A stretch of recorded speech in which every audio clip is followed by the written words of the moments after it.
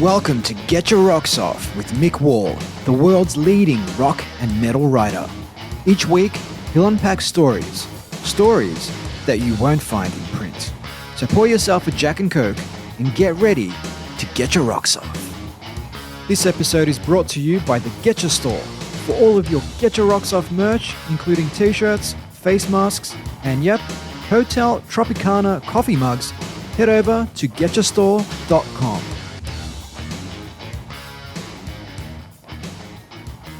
Right, I'm going to speak like I normally would. Switched on there. I just switched on. Bang. Am I? No. Oh. Well, speak. Go on, speak. All right, I'll speak. Yeah. I don't know. A la mode. Jesus, just give me a chance. Hello, and welcome to another scintillating edition of the world's favourite music podcast, Getcha Rocks Off. Getcha Rocks Off. With me, Mick Wall, and him, John Houghton. Yes, you won't see my name on any of the merchandise, the publicity, not. and nothing like that. No. That's not been contractually agreed as yet. So when you you're still auditioning. When you go to getchastore.com, you'll see the name Mick Wall features very, very prominently. Which is what the kids want. It is, the kids. It's what the kids want. The kids, to the 19, 20-year-olds of today, they're desperate. They're going, get us Mick Wall. Get us. That guy. You know, what's the name of that guy? The rapper guy, Trey or someone. Get us Trey and Mick Wall. That's what they want. Who the fuck is Trey? Or Skepta. Get us Skepta. Is it Skepta? I thought it was Scepter. No, that's... Or Spectre. No, it's Spectre, isn't it? It's not. It's Skepta, the rapper. The grime artiste. Scepter. No, Skepta. Skepta. Anyway, go to Getcha Store and get down with Mick Wall. Yeah, that's right. Yeah. This is what the kids want. We give the kids what they want. We do. Yeah. And what do they want today? And listen, as auditions go, you're not doing too bad. Thanks. So if I were you, I'd feel encouraged. Yeah, keep going.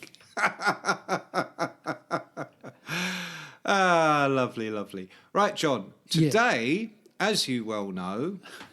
I was informed a minute ago. As I only thought of 1 minute and 3 seconds ago, yes. We're going to talk about the mighty, and you can only mention this name, prefaced by the mighty Judas Priest. It's such a great name, isn't it? It's a fantastic name. It's a brilliant name, Judas Priest. Was he a priest? Was Judas a priest? Or he is now. Or are they saying Judas was a priest? Or are they saying this priest is a bit of a Judas? What I like is when they shorten the name to just the priest. Priest, yeah. See, I like that. Who they mean. You know exactly who they mean. Yeah. If I'm watching a television program, a detective show, and it features a priest, and the detective goes, "Let's interrogate the priest." Yeah.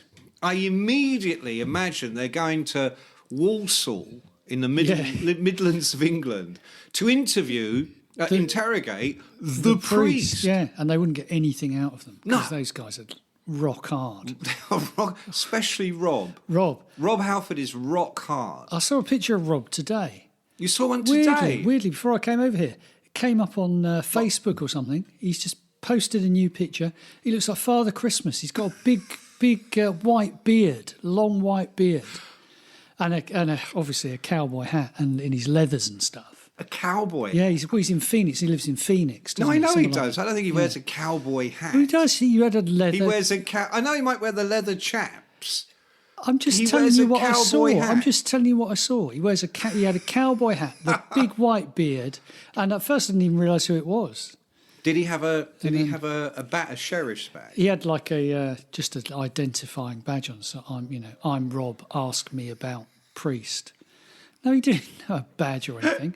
It was his Facebook account. No, like a sheriff badge. He's not a real sheriff. He's got a fucking cowboy hat. Because it's about 9,000 degrees and he's bald as a coot. Yeah, but a cowboy hat. Whatever. That's where you get your beanie on, It isn't used to it? be fashionable. Don't you remember back in back in the old days, Reading Rock? If you used to go to Reading Rock in about 1981, you used to have one of those leather cowboy hats. People in the crowd would wear. Oh, it's a leather. Yeah. Like oh a no, leather. that's different. Yeah, You didn't say leather. It's like a Stetson, a 10 This gallon. is a man who wrote the song "Hell Bent for Leather." Yeah, yeah. And he's carried it through his entire life. Yeah, because he's the real deal. Yeah. Well, I don't know. For maybe in his downtime, he just like puts on a comfy pair of, Sports Direct. I tell you what, mate. If there's one band that never has downtime, it's the Priest. Come. No. The They've Priest. been waiting to do that Aussie tour for about 6 years.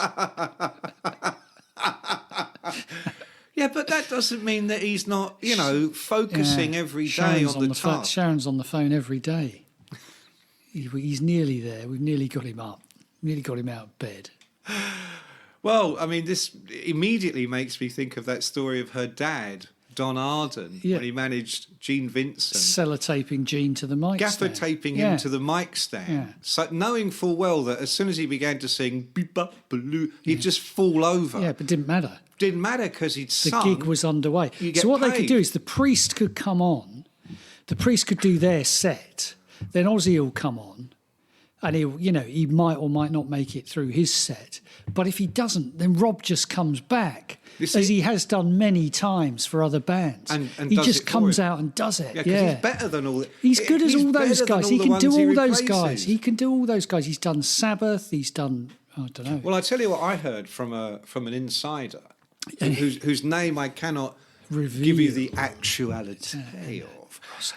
But I assure you, it's a real person. He said to me, one of the reasons the tour hasn't taken place is because Ozzy says there's no way he can follow Rob onto the stage. Yeah. And I think that just is shrewd, Yeah, maybe, because Rob still does the great entrance on the bike and all of that stuff, and Ozzy can't. Of course he does. In fact, I tell you what, do what he used to do. On a serious note, Yes. the last time I saw The Priest play action, live was in London a few years ago. 25 years ago. And no, it was the first time a couple of years ago. Yeah. No, this was seriously. This was Glenn was still in the band. Yeah. But Les Binks was still in the band. Hey, what? Les Binks was still in the band. Rob still had long hair. Yeah. No, it was in recent times, and my God, they were, and I've seen them many times over this. They were seriously the best I'd ever seen them. Yeah. They're even better today. Last time I saw them was in Victoria Park when they did. It might have been like Classic Rock Festival or something like that. Which about 10 years ago. Obviously did well, didn't it? Because it never happened again. But they had. Got down there in time to see Queensryche. Or it wasn't Queensryche, it was like Jeff Tate's version of Queensryche. Right. So he was doing all the, Empire, because Queensryche obviously nicked half their stuff from Priest, didn't they? They were all like, Empire, all of that, and Operation Mindcrime. Jet City War. Yeah, it's like Rob could have just, Rob would could have have done that with walked, one hand. sailed into that band. Yeah. So Queensryche did their thing, and then the Priest came on. It was the time of Nostradamus. They'd done the Nostradamus concept album. That's right. Fuck, it was so good. Rob comes on in like this. He's got this leather coat on, leather. And it must have weighed about, oh, fuck yeah, 100 pounds. He has someone to prop him on the stage, but he comes on, he's got the hood as well, and because obviously he is... As the lyrics go, I am Nostradamus. Rob is Nostradamus. He's got a trident. He's got a big trident that he's holding. It was amazing. Fantastic. It was amazing. He's holding a trident. See, this is proper rock metal. Frontman stuff. They start up in the crowd, and he robs with his trident. I am Nostradamus. It was great. It was great. And then the hood goes back, and it's Rob. I don't know who we're thinking it was going to be. Oh, it's Rob. It's amazing. It's not Nostradamus, it's Rob. From the second he's on the stage, he's never, as it were, sort of off. Oh, no. It's a show. It's a show. The show is he's back bang to the audience. on, He's still performing. And I think at the time, I think you're right. I think KK had left for his KK had left for his new occupation as a professional golfer. Well, KK's back. Oh, is he back? He's got a new band. Oh, I thought you meant he's back in the Priest. No. Oh, his new band. Glenn, bless him's not even in the Priest anymore, is no, he? No, but that's only because he's incapacitated. Not because he's unwell. Left. But they had a guy who was like KK, but 25 years younger, which must also be like a massive kick in the balls if you're the guy who's just left. You know, if you're KK and you look up at the Priest. Very hard to get anyone older, though. Well, no, but it? You look up at the Priest, you know, and there's the younger version of yourself, and this guy's running around the stage doing solos and all the rest of it. You know, he said, reminds me of when Yannick Gers joined Iron Maiden and Dave Murray. Who'd spent his entire career just standing still, looking like he was actually sitting back, leaning on a stool, doing his fishing. Oh, he's not the one who does fishing. The other one does fishing. Adrian, but he's just stood there. You know, like Dave just stood there looking. They both looked. They were either in the Maiden or down by the riverbank. It was hard to tell which. Well, Dave Murray was Mr. Laid Back. I mean, he truly, like when he wasn't in the band. It was hard because you got Harry and Bruce like running around constantly. It's like being in the midfield of Manchester City. You know, you got this guy running there, this guy running there. My feeling is that Dave still would have just stood still. That's what you do, isn't it? Stands until Yannick comes in. Yeah. And so I suppose that's a bit like if KK's looking at. What is the new guy called, John? No one knows what he's called. No one knows actually. That's he's true. Just no one knows what he's just called K. He's just like KK. Maybe he's called KKK. I don't think KKK. No. Let's not go there. No, I'm pretty sure. Doesn't matter what he's called. No, he's called not KK. Yeah, he's not Ken. He's probably called Ken. This is a very old joke that we'll probably have to explain. There's not KK, and then there's Ken Tipton. Just to explain very briefly, in the glory days of Bros, wasn't it? The Viz comic. Because no one knew who the other guy in Bros was. No one even knows there was another guy. There was Luke and Matt, the brothers, and there was another guy. The other guy. And they called him Ken. They started calling him Ken. And Ken became this sort of generic name for anyone in a band you didn't know who it was. That's right. Yeah. So for example, Warrant would be Janie Lane and four Kens. Four Kens. Yeah. Or Axl Rose in the years when he was the only. Yeah, it was Axl and seven other Kens. It was Kens and Roses. Yeah, exactly. Kens and Roses. Kens and Roses, yeah. Do you know where you are, baby? Yeah. You're with Ken. Yeah. And Rosie. Yeah, that's exactly. So they're all. So that's what a Ken is. But ironically, KK's actually one of the K's stands for Kenny, doesn't it? Yeah, because he is the original immortal Ken. Yeah, but we know who he is. But of course we know. But who even doesn't know who KK is? Even he got rid of the Ken and said KK just Which sounds was better. A master Sounds better. Because I tell you what, in that band, Glenn Tipton was always the leader. Yeah, he's like, he's a bit like Iommi. Just this kind of tough, or Steve Harris leader, in Iron Maiden. Yeah. But I mean, in terms of being the tough guy, he was sort of like quite silent. But to the outside world, I'm not saying in the band. To the outside world, I don't think he was silent. There's Glenn, No, I'm going to have to stop you there. No, he wasn't. No, hang on. I don't think that he was silent. Shut up! I don't think it was because it was silent. It was because the other guy was blonde and had a cool name like KK. So you go, who's the guitarist? You go, KK. Who's the other one? And you go, He should have called himself Gigi. Gigi Tipton. And they're over the first hurdle. Yeah. Here comes Gigi Tipton on the outside. Gigi Tipton up level to KK. Little Irish fella on board there. They're all that's amazing. Horse racing announcers or American. Yeah. They go nuts, don't they?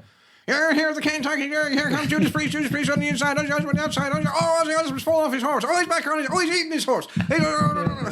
That's exactly what it's exactly what it's. If you listen, you wouldn't be able to tell the difference. No. So back to the Priest. KKK. No, KKKKK. Yeah. 5K. 5Ks if Mick 5K. 5Ks if Mick Wall's reviewing. And you've taken me to America. Yeah. Yeah, especially if you've taken him to America. Well, only 4 if it's the the painkiller. I'm going to tour rewind now because it's interesting. This is going to dovetail with the story I'm going to tell you. One of the very 2 stories are we getting? I think, and I'm just trying to think if this is the actuality. It's I think not. the very first band, and I have told part of this story before, but not this part. That I ever, Is this buying underpants again? Yes, but that's not the part I'm going to tell. The part is I went on the road with The Priest in 1978 to the glamour spots of Wolverhampton, I think possibly Civic, must have been Civic Hall. Civic Hall, gotta be. Leicester, De Montfort Hall. Gotta be.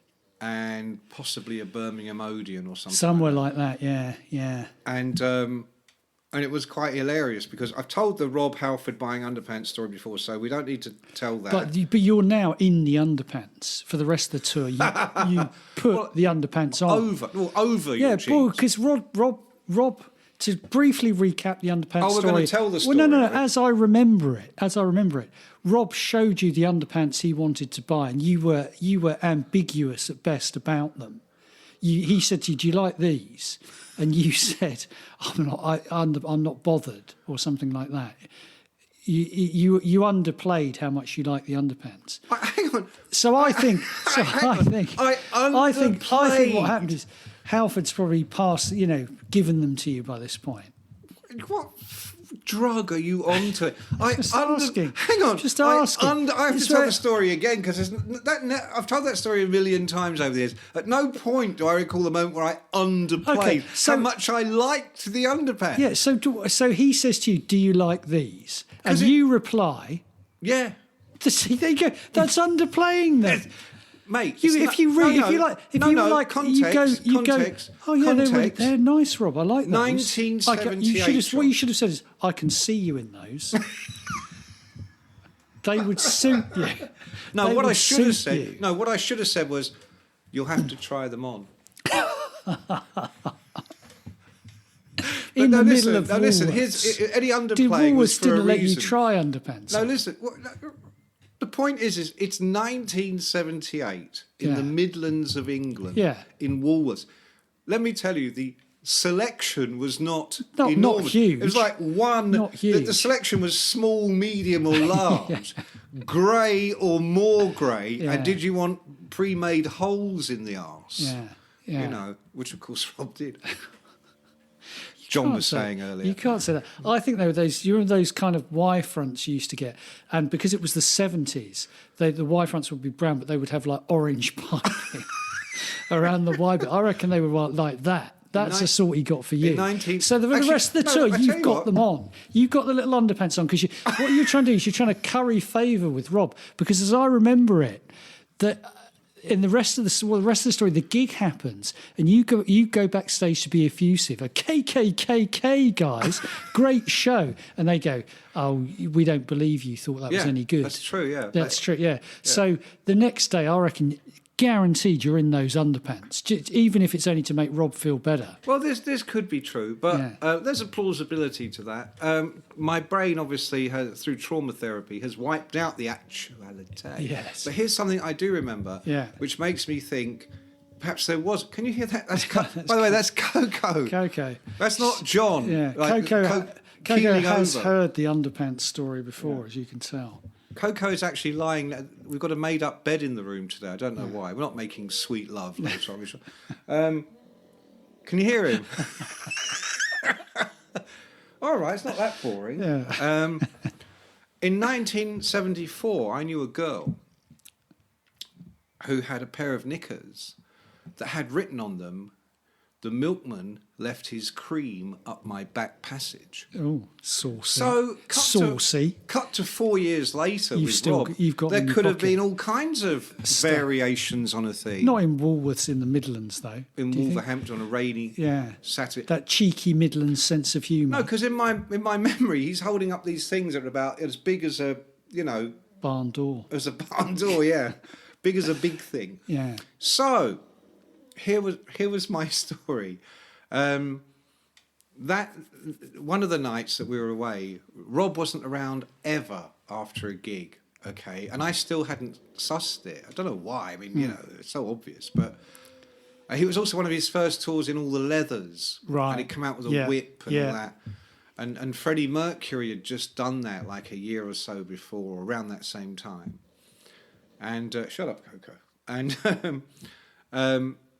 you never used to see Rob after a gig. He used to disappear mysteriously. Who knew where he went? So I'd be hanging out with KKK, and Glenn, Ken, Tipton.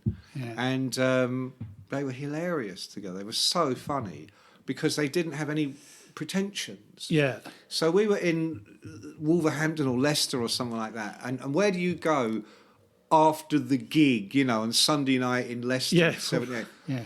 The best we could do was to someone's house. It was either crash someone's wedding party, you know, or some weird kind of ballroom thing, like a snooker club or something like that stays open late. Yeah, like that, but bigger, you know, like Goldie's in Staines. Yeah, you know, the Watford chicken and a basket circuit. You know, it's just appalling, and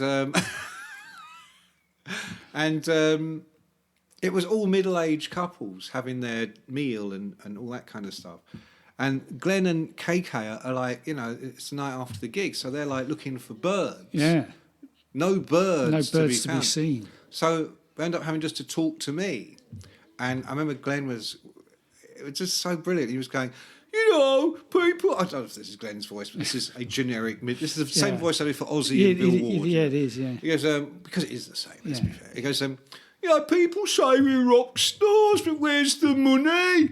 I've got no money. And he put up in his pocket. He goes, see there in my pocket, no money. Then he pulls out the other pocket. Goes, see that pocket, no money there either. Till you see the money, you're a rock star. And I'm sitting there thinking, I'm earning about 12 quid a week at this moment from my one review a week in Sounds or something. This is my big break. I'm thinking, well, I haven't got any money, so don't look at me. But what, you think he was trying to get you to buy a drink? No, that's what he'd resorted to. That's what he'd resorted to at this point. I've bought this.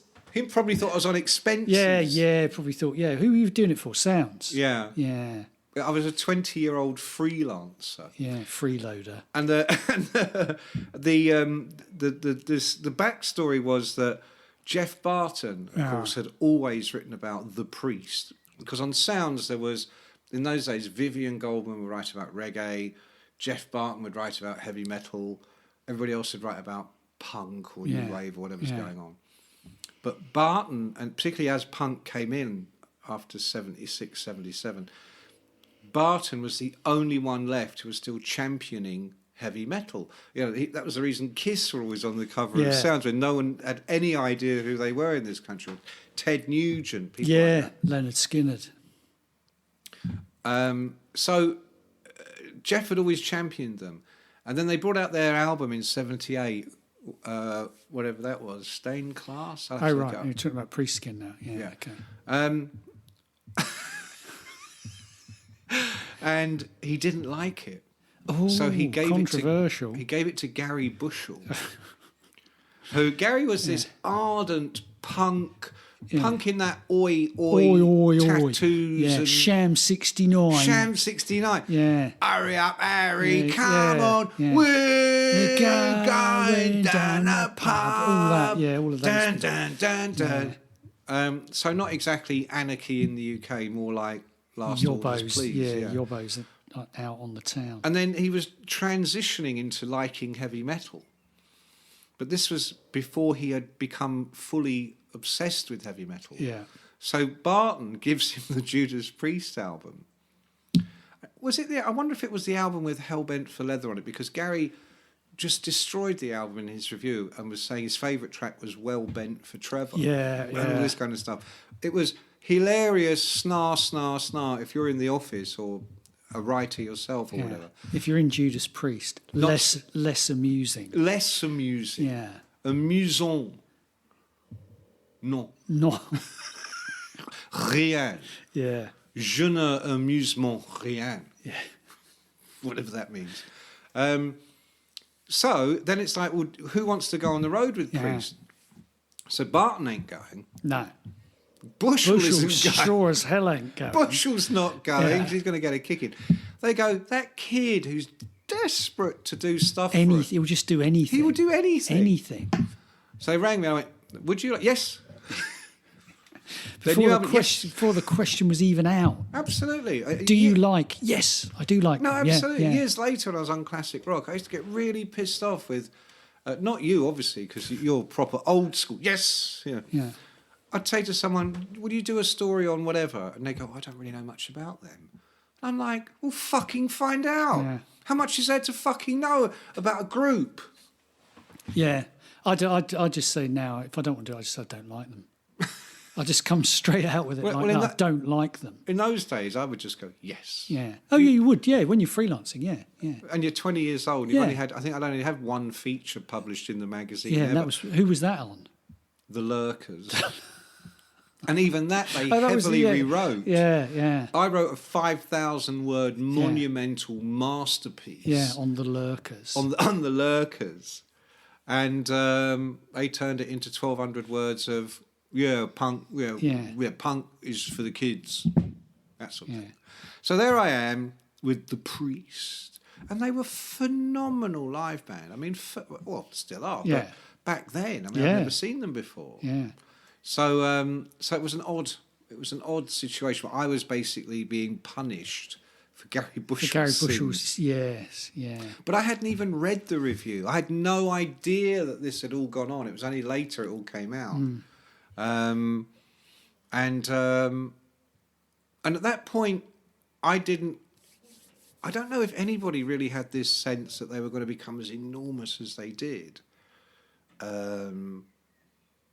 But I think the big turning point was probably 1980 and British Steel. Yeah. Well, 1980 was a big turning point for a lot of people. A lot of bands in 1980, yeah. I mean, it was the metal and rock, it was the year of, all those albums. AC/DC, Back in Black. Ace of Spades, first Iron Maiden album. Yeah. So there was lots of big albums at that time, and Priest released British Steel.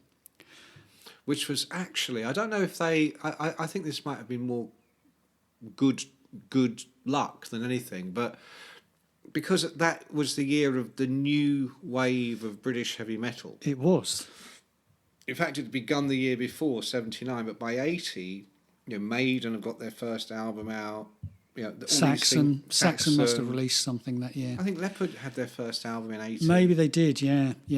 As you said, Ace of Spades. It was a real new, fresh refresh. Start. It was a fresh start. And Judas Priest come out with the double whammy of British Steel, which kind of plugs into that whole new wave of British they do metal. that weird thing. They have hit singles. Living After Midnight and Breaking the Law, both of which had hilarious videos. And both of which were absolutely brilliant songs. Yeah. For me, Living After Midnight, we used to call it Living After Lunchtime. Do you remember I'm crying because at lunchtime would be... It wasn't for me. I was writing in the afternoon. Living After Midnight, for me, is up there with All Right Now. Yeah. There's these records that everybody knows. It just comes on and it goes... Yeah, you immediately hear the introduction, you go, I'm going to dance to this one for the next 5 minutes. Or something like that. I always remember Dave Ling, our old chum, absolutely top man. The first song at his wedding was Enter Sandman. But it was brilliant because it was just, you knew Ling would have something like that. And it's just because the opening bars are so good. It's like that Living After Midnight thing. You know instantly what, In fact, is it true? You told me this earlier.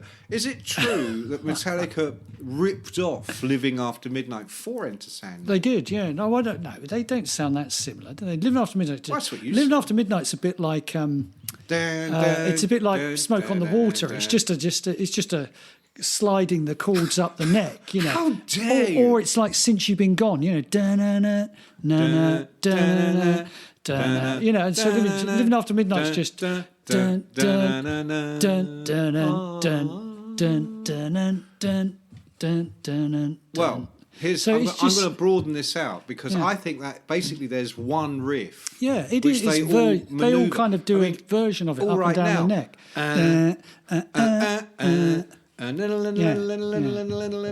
If you want to hit single, that's the riff you need. Well, can I tell you, someone once told me what a hit songwriter told me the secret formula of the riff. Oh, okay, yeah. Which I think is brilliant. His name was, what's his fucking name? Joe something. And he'd co-written "Don't You Want Me, Baby" in the Human League. Yeah, Joe. He was in the Rosillos before that. The punk band Rosillos had that one hit, "Top of the Pops." Top of the. Anyway, he wrote that. He co-wrote "Don't You Want Me, Baby." Dun dun dun dun. You need to write one of those, mate. You're set for life. He told me, I was working at Virgin when that record came out. They were on Virgin, and he said, I nicked it from Status Quo. Oh. I went, really? He goes, yeah. He goes, but they only nicked it from the same place everybody nicks their riffs. And I went, what's that? And he went, na, na, na, na, na. Yeah, he said, if you can get a variation on na, na, na, he said, you got to hit. And if you think of "Don't You Want Me," na, na, na, na, na, na, na, na, na, Living After Midnight. Na, na, na, na, na, na, na, na, na, na. It is, it's true. Yeah, very simple, memorable. Smoke on the Water. Yeah, well, I did say Smoke on the Water. You just turned your fucking nose up. No, I'm using that as a na na na na na. Yeah. Well, I was using it as a bit like Living After Midnight. I agreed. You didn't agree. You went and then went on about something else. That's me agreeing. I just was worried that you were about. No, I had a subliminal reaction that you were about to start talking about Russ Ballard again. No, but Russ did write "Since You've Been Gone," didn't he? That's but the odd thing about that was he wrote it on the piano. It was actually Blackmore that played it on the axe. I looked it up on YouTube after you told me that story, so I didn't know that. Yeah. And there's a great clip of Russ Ballard doing that. Oh, really? On I'll have to have a look at that. In the 70s, there was Top of the Pops in Britain, which everybody watched, and then there was a show on Saturday mornings called Supersonic. Right. Do you remember that at all? Where they had a director in white hair, and it would always have him in the gallery going, "Q Slade." And I kind of vaguely remember camera something like camera that. two, Q. Yeah. Cockney Rebel. Yeah. Gary Bushell at the front. Whoa. And he would have on people like Russ Ballard or odd people doing their new single, even though it wasn't in the charts. Right. Just because they were available. Mates, So, Living After Lunchtime becomes this massive hit. The album becomes a massive hit, and I do go and see them on that tour. Yeah. And at this point, he's the full motorbike. Well, can we just say that what they cracked, that the video for Breaking the Law, which even now is hilarious. Breaking the law. There I was completely wasted. It's brilliant. It's so. But they do go and break the law in the video, but it's done. Kind of it's almost like a sort of a. You remember those things that used to be on the summer holidays, like Children's Film Foundation? It's like that level of filmmaking, but it's really, but it's very funny. Very funny. And they have these two massive hits, don't they? They're just away. They're They're away. They're part. Even though they're slightly older, as probably were Motorhead and Saxon, i.e. they weren't like Maiden, just at the point of making their first album. They made 3 records or whatever. Same as Motorhead had made a couple of albums, hadn't they? But they get caught up in this whole movement. But what they do even more brilliantly is they export that to America in a way that probably only Def Leppard do commercially out of those first few New Modern bands. I mean, you think about Motorhead never really cracked America. Maiden, as you say, gold records, but not... Well, no, in fairness, Maiden did get a couple of platinum records. But not on they the had Priest. to work for yeah, it. but Priest just went... I mean, as soon as, Point of Entry came out, it was like, whew, they're off. They're doing techno metal. They've got keyboards like, and then but there's keyboards behind it. I'm your turbo lover. Dan. And it's like, it's great. All of a sudden, it's something. It's a bit like when ZZ Top did what Eliminator. It was a year after, and that was no coincidence. Yeah, it can't be. I think they very correctly looked at ZZ Top and went, "That's the way to go. If you want to get on MTV, you want to have a big." Because all they did was put it was very controversial. All they did was put a synthesizer behind it. Went.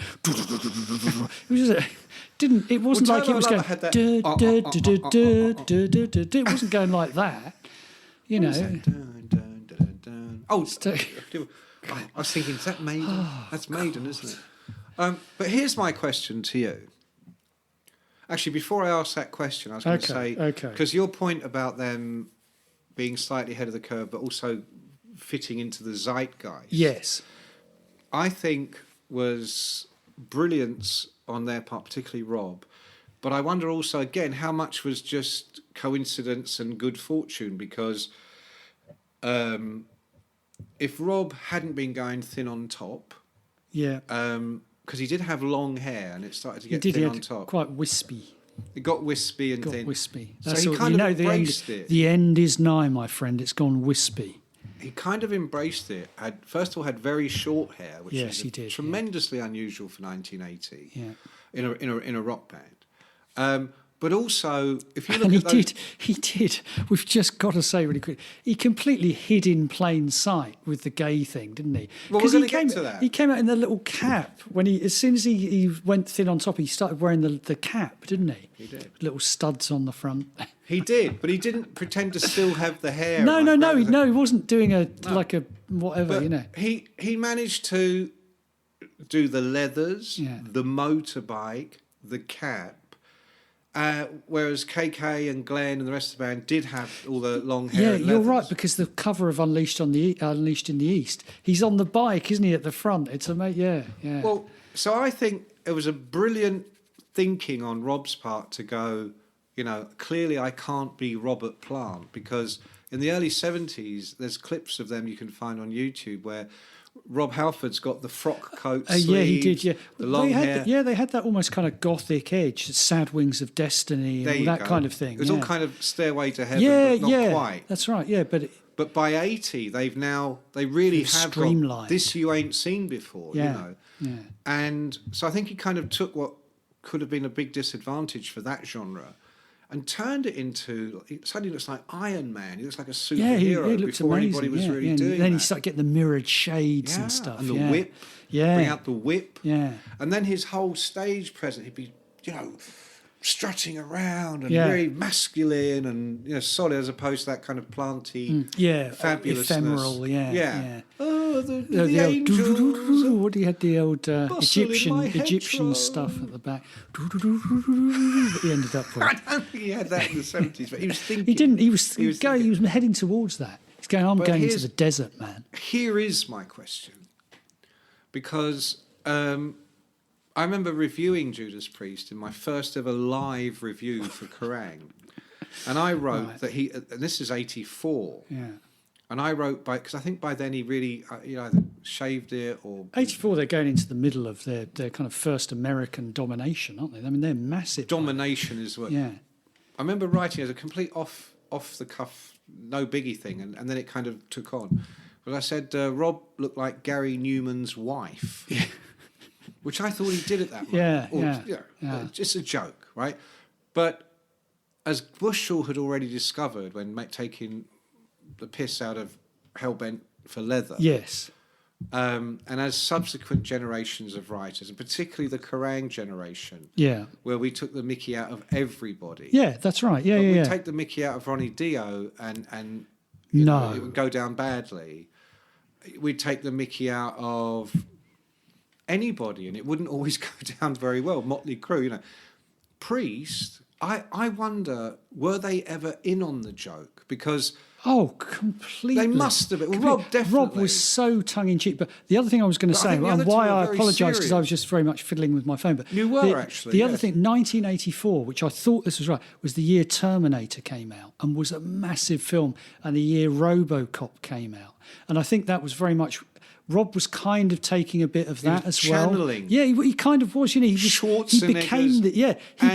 this kind of this android he was thing. The Terminator. He was the fucking Terminator. And he just had this real presence. He still is. He still is. In fact, they should do a new Terminator movie, and he with could be Rob. He'd be amazing. Yeah, he could as be the Ultra Terminator. Godfather. Yeah, the one who tells him what to do. The one from the half-human, half-cyborg original guy that they took all the Terminators from. You know, like in Doctor Who. He'd be amazing at that. Chief Dalek. That's right. Yeah, he'd be amazing at that. Fantastic. Yeah, but I think he kind of took a bit of that because the music was quite high tech.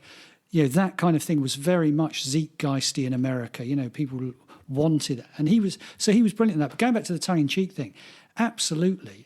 The times I've interviewed him, very, very much smart guy. Yeah, funny, bloody charming. Smart. Yeah, very cool. And just he understood the process, understood what you needed. Well, I guess also, and I'm really not trying to put too much of a fine point on this, but the fact is, gay culture has been. Some of the most innovative, cutting edge, clever as well, knowing, humorous, knowing. It's all those things, playing with tropes. And I mean, and as we know, when we, I think on a previous podcast, read out bits of Rob's book, which is unbelievable. He was very, very much, and not shy of saying so, involved in that gay culture at the time. But then you look at, Bowie, gay culture, innovative. Yeah. I mean, Prince very much had a big gay following, very much in touch with his feminine side, very innovative. This would work, except it just hadn't.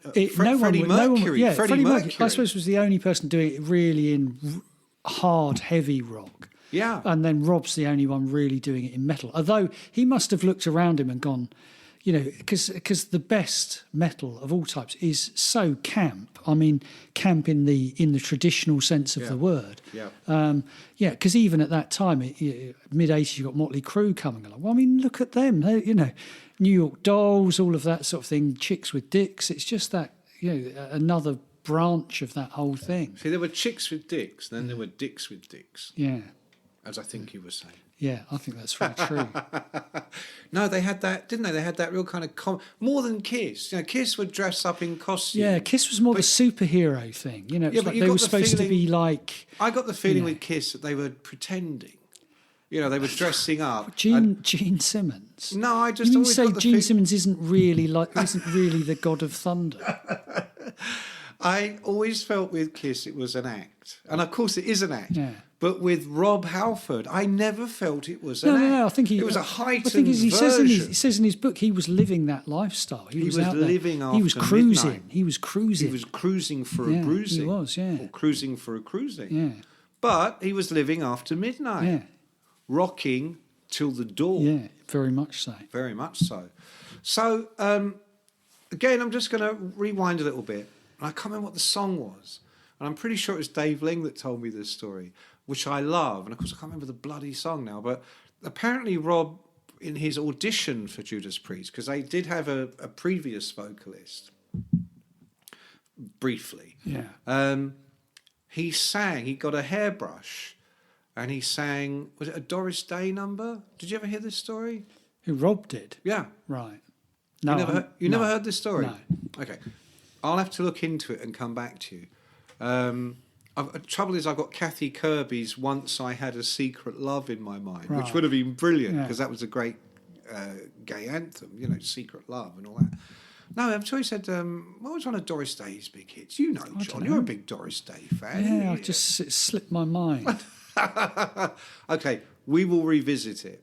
I've been told that he's denied that. Yeah, it sounds like something you say in an interview as a joke and it becomes... But, because Dave Ling didn't really do a lot of jokes, did he, in interviews? It was always very serious, so that could be the case. Yeah. But I rather believed it. Yeah, Why not? Have you never picked up a hairbrush and sung a Doris Day song into it? Not while I was auditioning for Judas Priest. No. At what point? Here's a question. Ballard. Here's a question for you. Russ did not sing into a hairbrush. No, but you did, singing Russ along. he actually had a very loud voice. He's very good at that. He said that in his music room, the acoustics were great, as you would imagine. but the piano was sort of reverberated very. But his voice, came power. You know. No, people forget. I get the same old dreams, same time every night. Like that, but better. It's like Russ Ballard was in the room. It's like he was in the room. It was like he was in the... Were you channeling Russ Ballard? I almost was. I'll do his one he did for Hot Chocolate. Yeah, go on. What was it? It was... So you win again.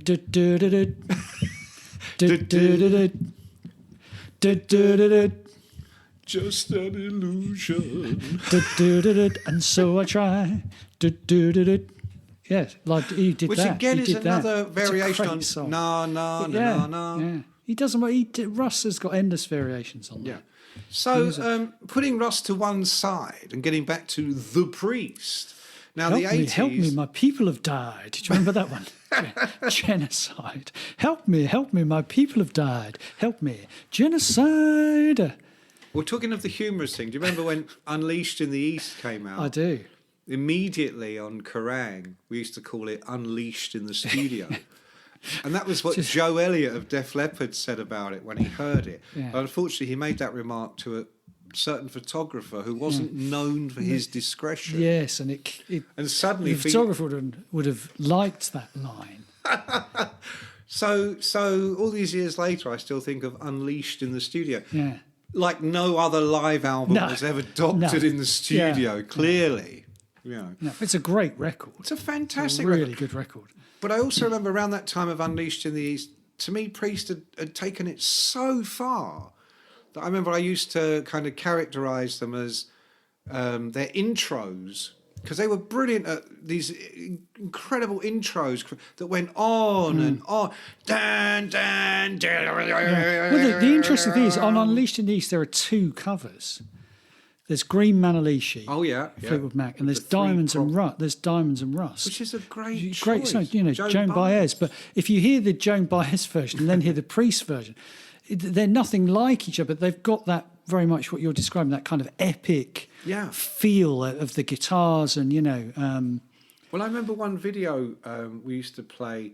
I don't know if I've ever mentioned. In the 80s, I used to do a weekly TV show. Oh, did you? That's interesting. I don't. It's not something I talk about much. Very small viewership. I remember we showed a video. Our appeal became more selective. And the whole video, it's like a live video. And the whole video is the beginning, which goes on for about 2 minutes. And then the song, which seems to last about 1 minute. And then the outro, which is kind of like I've never seen it, but I've read about it, the end of the third Lord of the Rings film, which just goes on and on. It was like crescendo after crescendo after crescendo.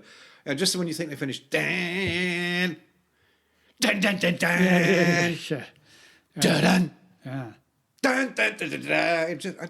I loved it. I loved it because it just took the whole thing to such a heightened level that, you couldn't...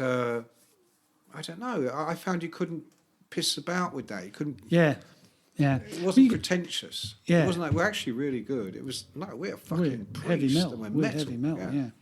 I think they've always gone out of their way to embrace their heavy metal-ness. And what about these kids that killed themselves? And there was the big court case. I remember that was awful, wasn't it? Yeah, I do remember some of that. I remember reporting it at the time because I think to summarise what had happened was, it was a fevered atmosphere in America at the time. You had the PMRC, which was Al Gore's wife Tipper's organisation. Tipper Gore. Which very much, rhymes with when you bore. When you look at America now, and you see the amount of conspiracy theories and plain. Yeah, nut jobs who are hiding in plain sight, who are senators, senators who believe in stuff like the complete, literal nature of the Bible. So history only goes back 6,000 years. When you understand that, you kind of can understand what the 1980s and the PMRC were like. They're very much this movement that rock music was the work of the devil. It was corrupting your children. Which is what I always liked about it. It was making them commit suicide. And that was levered into, with their legal system as well, was levered into a case against Judas Priest. And I think it was claimed that there was a backwards instruction. If you played a Priest record backwards, it was an instruction to go ahead and shoot yourself. But do you remember what the words were? The words were, do it, do it. Yeah, something like, yeah. That could get the kettle on, couldn't it? But quite honestly, you can find the words. You can find the words "do it" forwards on most Priest records. You don't need to play it backwards. So you don't need to play Judas Priest backwards to find a heavy metal satanic message. No, exactly. That's a good point. It's just weird. It's just, but it was because it's backwards and it's. But it was a tragic case because what had happened, I think. It was these two boys had a suicide pact for whatever reason, got hold of a gun. Yeah. And I can't recall exactly, but either one of them killed themselves and one of them lived, or they both lived. I think one died and one injured himself really bad. bad. The one who injured himself, it was horrific. He sort of blew half his jaw off and was badly disfigured. And, if you're in a kind of mentally vulnerable state anyway, that must be absolutely terrible. No, absolutely. So it's parlayed into this court case by the lawyers, and all round, this is a nightmare for everybody. And I think Halford was quite affected by it. I'm sure he said many times, because you've got that sense of, oh, for Christ's sake, this is ridiculous, that you can't really... But you end up in court. You end up in court looking across at these guys. And these guys, for whatever, they were fans of Judas Priest, whatever way life had taken them. So it must have been, on a human level, quite a difficult thing to deal with. Call me a cynic, but through that whole process, I remember thinking, it's money. It's just money. That's why they were in court. Here's $1 million to fuck off and leave us alone. Although they never did that in the end, which I thought was good. Yeah, I don't think you could, because then, that opens the door, doesn't it? Even if you write those clauses in saying... Because I know Ozzy got similar things. Sharon was telling me about it. And I was talking to her about it. And the more you think about it, the more absurd it becomes, because you're going, it's a fucking record. It isn't The Exorcist or The Evil Dead or those movies of the time that were considered Texas Chainsaw. Or something. Video nasties, as they were called. Yeah. Go to Shakespeare, mate, and you'll find the witches round the cauldron. You know, the Gothic fairy tales, Dracula. I watched Dracula and then I drank the blood of my best mate. Oh, well, give us $1 million and we'll call it quits. You know, I just found the whole thing horrible. Well, you're trying to make a kind of causative link between a bit of art, whether you how, of what level you ever consider it, and human free will, and I think it's very difficult to do that. I agree. Although coming in from another angle, I totally get, because it happened to me as a kid. I see it with my own kids. I totally get how music or film or whatever it might be can influence a kid to, even if it's just for a short period, behave a certain way. Probably the classic case, shouldn't laugh, was Count Grisnacht, the Norwegian kid who killed his Varg Vikernes, ironically killed a bloke called Death. Yeah. Which was... was and wasn't. Well, he had funny. to kill Death, or he might have ended up being killed by Death. Yeah, exactly. Yeah, but then I think is Varg Vikernes still in prison, or he's out? So he's a sort of he's out. He's a minor celebrity in Norway now for what he did. But he was. Then again, you're right. What they became so absorbed in a culture. The culture of black metal, and it had these kind of right-wing elements to it as well. But that was the artist killing another artist, wasn't it? These were kids, fans. Yeah. And I remember Bill Hicks, the comedian, around that time, did a little routine about the whole thing. Of course, I'm not Bill Hicks, so I can't possibly, deliver that. But I remember the punchline was along the lines of, so some fucking kid blows his head off while listening to Judas Priest. One less guy working at McDonald's, boo-hoo. And okay, that's in a comic sense. Comedy's always has to be harsh or it's not funny. Yeah. But I did at the time think, there's a tiny seed of truth in there. That doesn't mean the life is meaningless. Yeah. But it's kind of a comment on, how low do we have to put the bar so that people who are clearly stupid can understand not to kill themselves when playing a Judas Priest song, Yeah, backwards. Yeah. Backwards. It's like, do it. Yeah, do it. Yeah, it could be. And they played it backwards in court, and it's so it's just like it's a record played backwards. You could have played anything; it would sound like that. It was ridiculous. But Priest had to troop in day after day, didn't they? Here's a question for you: were they at that point being managed by Bill Curbishley? I'm not sure, because when I first met them in '78, they were managed by a company called Arna Carter, who at that time managed the Tourists, who had Annie Lennox and Dave Stewart in it. And then, of course, Annie and Dave went on to the Eurythmics. And by the time I got to know Priest again, when Bill was very much involved, was probably the early 90s. At the second Rock in Rio festival in January 91, they were on the bill. And I hung out with them really a lot on that. And by then, definitely, for sure, it was Bill, and because they had Jane Andrews working for them. Yeah. Love you, Jane. And but here's my question. Rob leaves, and he left same era when Bruce leaves Maiden. Yeah, it was all the grunge. Same era when kickback, Vince is kicked out of Motley. Same era when everyone in Guns N' Roses except Axl is kicked out. Yeah. Grunge, exactly. Grunge comes in, and it's like that. They say that asteroid that killed the dinosaurs. It was a bit like that. But I think for people like, say, Bruce Dickinson and Rob Halford and others, because you can see that in Motley Crue choosing, John Corabi to replace Vince Neil. They're looking for they don't want a dynamite frontman anymore. They want a musician. Yeah. Because they want to make real music. Big mistake, but there you go.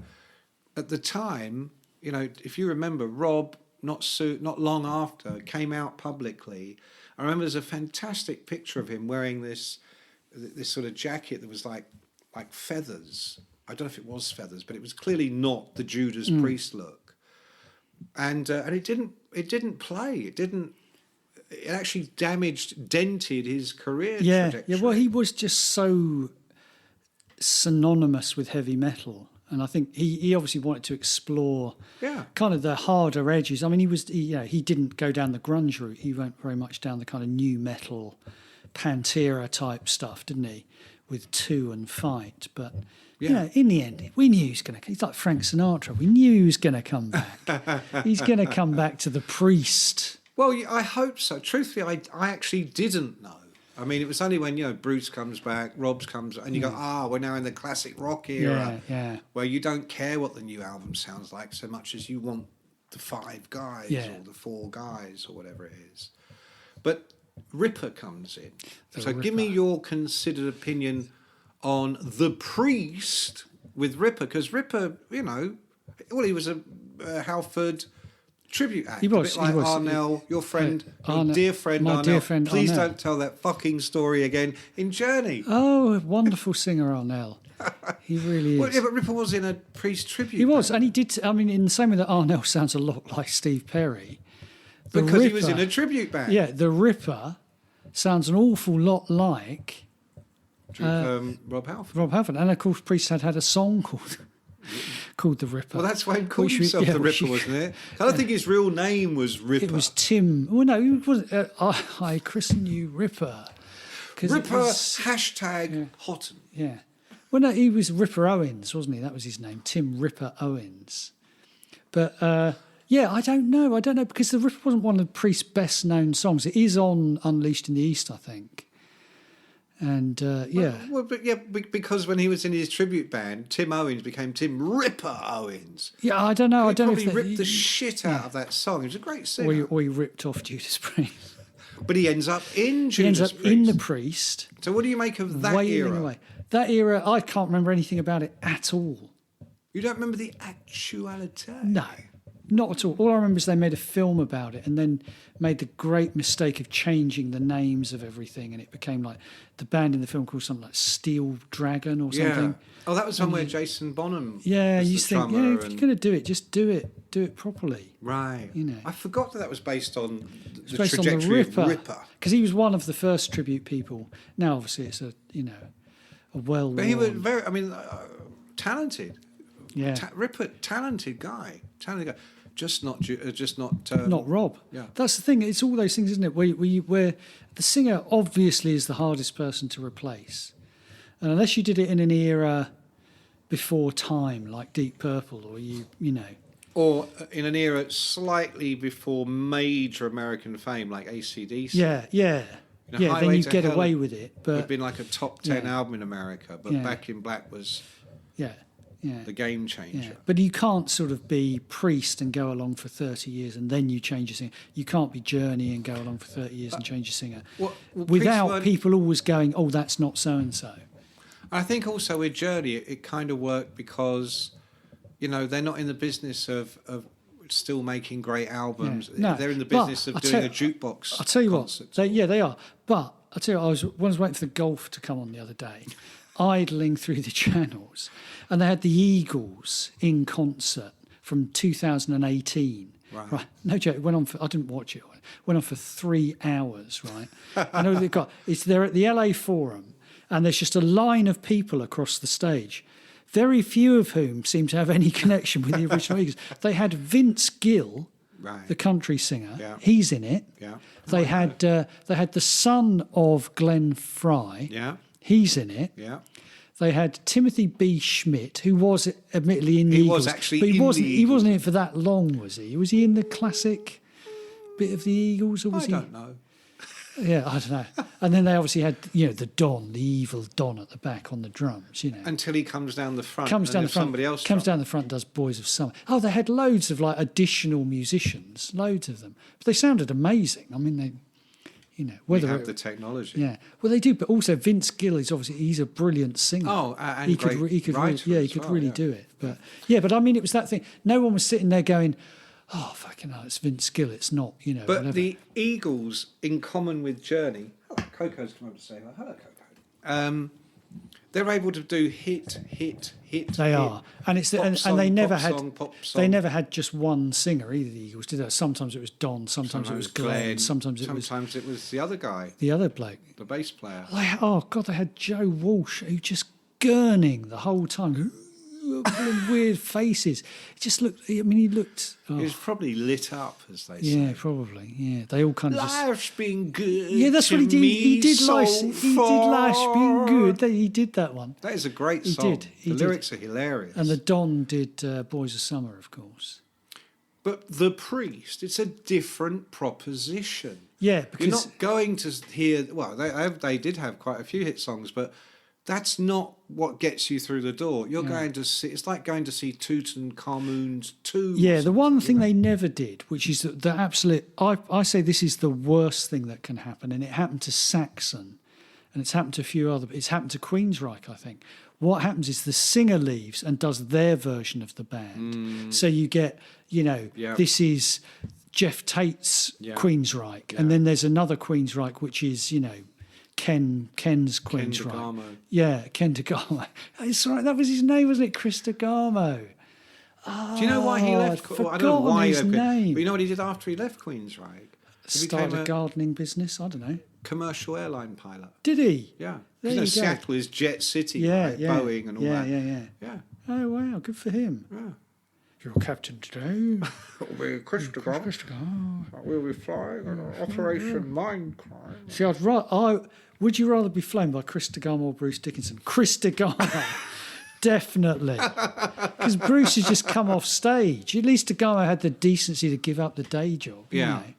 To actually turn piloting into a vocation. You don't want a pilot who's like, half the time he's a pilot and half the time he's something else. It's like you don't want a half-time pilot. I had my operation today with the doctor, and he also, he's the singer in a he does an Eagles group. Tribute band. Yeah, when he's not being my surgeon, and that's his first priority. By the way, yeah. This other stuff he does for fun. If he gets a gig, the operation's off. Yeah, or he'll come back later. Yeah, later once the gig's. Fun. Yeah. If he's feeling like he wants a bit of fun, you don't after want the show. that. DeGarmo.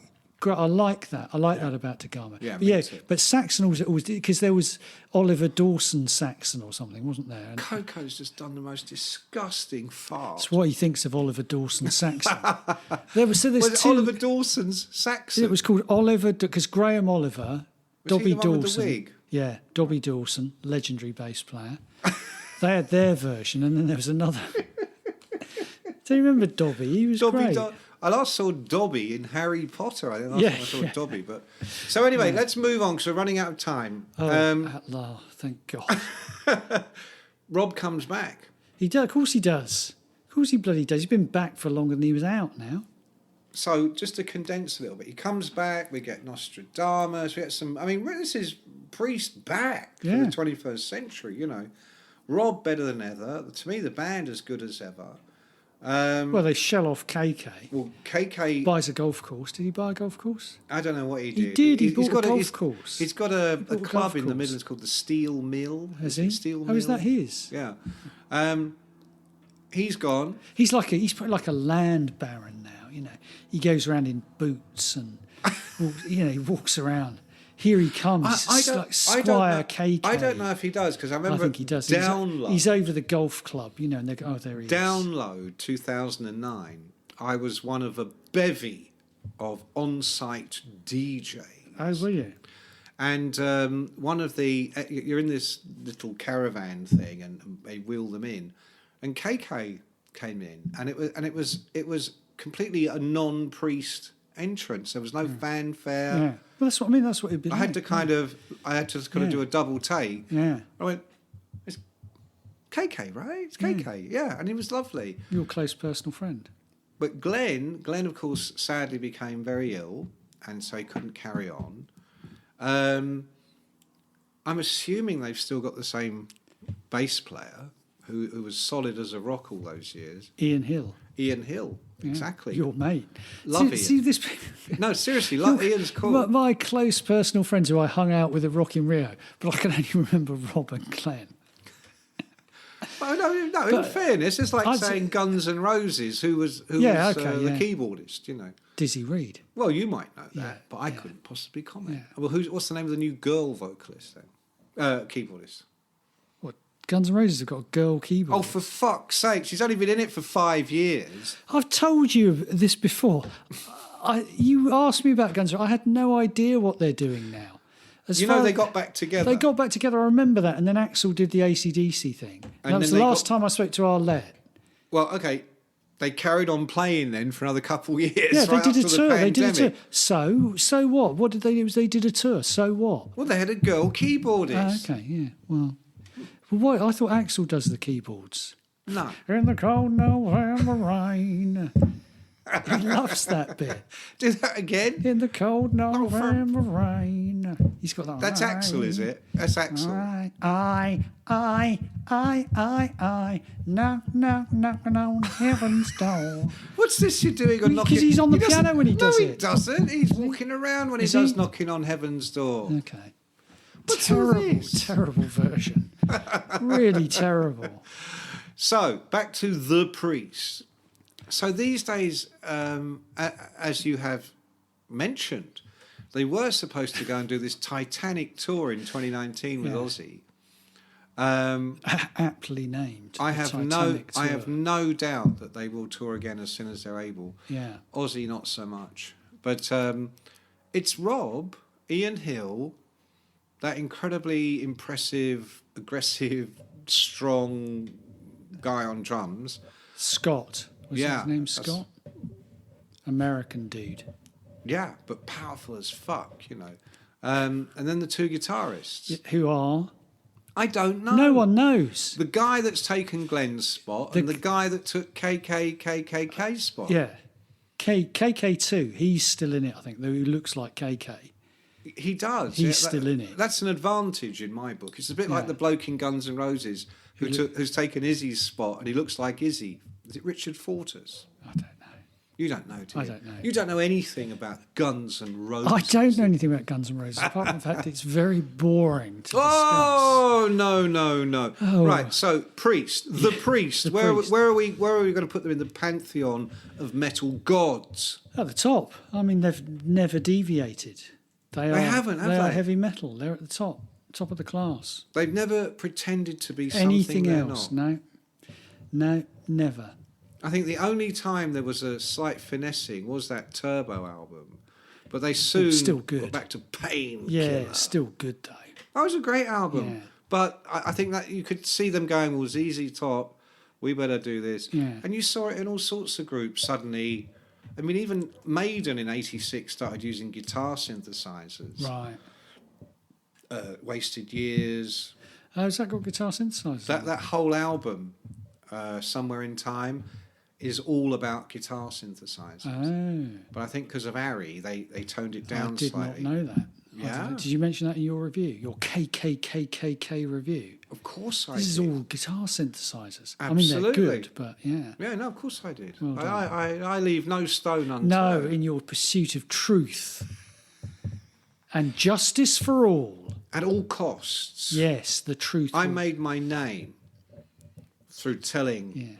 the Mick. unvarnished truth. Mick, the truth wall. That's what they call you. Brian May used to call me Honest I Mick know, Wall. you've said that Honest before. Mick. No, I don't think I've ever... I don't mention it often. It's not something I would bring up. When we go off mic, I'm going to tell you something about Queen. Ooh! Why don't you tell me now? No, I'm going to. Oh, okay. Right, so The Priest. The Priest! Yeah, top of the class. We've done that bit. Halford. Yeah, Halfords. I think Rob he's Halford. fantastic. He also opened a shop called Rob Halford's, doing like car parts and stuff. No, selling underpants. Yeah, underpants and car parts. Just like that, what they call it, passing off, you know. Where you, And on that congratulatory on that note, bombshell. Good idea, Rob. Rob, cut me in. If you do Rob Halford's, cut me in. yeah, Yeah. kill him first, Rob. If you enjoyed this episode, be sure to leave us a review, share it with a friend, or plain old subscribe wherever you listen to it. To get you some conversation online, follow us on Twitter at GetchaPod. Until next time. This has been a No Filter Media production. Say what you want.